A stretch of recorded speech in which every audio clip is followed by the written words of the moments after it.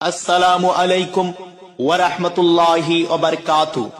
বিরাদরানে ইসলাম, আসছে আগামী 29 জানুয়ারি 2026 ইংরাজি রোজ বৃহস্পতিবার সকাল 8 ঘটিকা হইতে বিকাল 5 ঘটিকা পর্যন্ত ঐতিহাসিক টান্টু দরবার শরীফে ওলিয়ে কামিল পীরে তরিকত হযরত আল্লামা আব্দুল আজিজ চৌধুরী নকশবন্দি মুজদ্দদি রাহমাতুল্লাহ আলাইহি ওয়া ওলিয়ে কামিল পীরে তরিকত হযরত শাহ সুফি আতাউর রহমান চৌধুরী নকশবন্দি মুজদ্দদি রাহমাতুল্লাহ আলাইহির উরুস মাহফিল অনুষ্ঠিত হইবে।